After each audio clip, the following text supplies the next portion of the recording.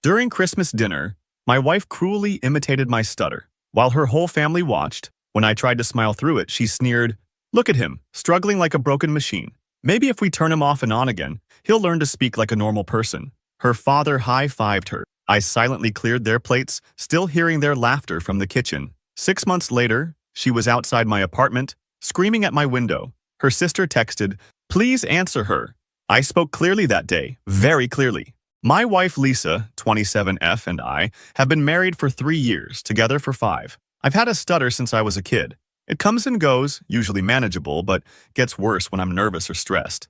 Lisa always said she found it endearing, her exact word. At least that's what I thought. Things between us had been a bit off recently. Small things. Lisa being more irritable, spending more time on her phone, laughing at texts, but quickly turning the screen away when I'd walk by.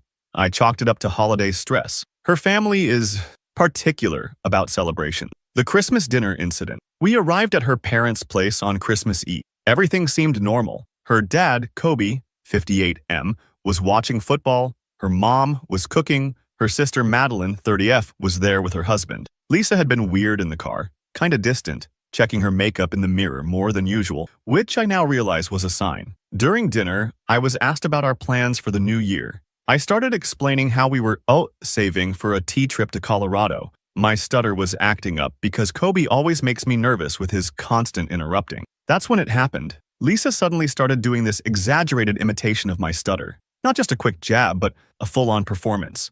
We're going to see Colorado in the spring, complete with facial contortions I've never even made. Everyone at the table froze for a second, then her dad burst out laughing. I tried to smile through it. What else could I do? We were sitting at her family's dinner table. I figured it was just a tasteless joke that crossed a line, and I'd talk to her about it later. But then she looked at me and sneered, an actual sneer. "Look at him, struggling like a broken machine. Maybe if we turn him off and on again, he'll learn to speak like a normal person." Her dad literally high-fived her.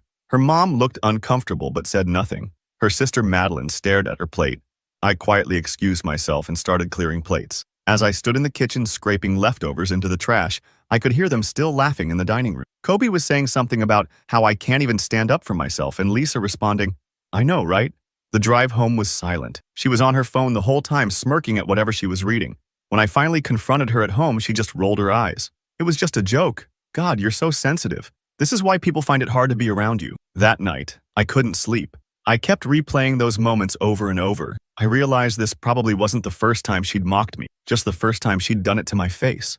What I discovered. After the next morning, while Lisa was in the shower, her phone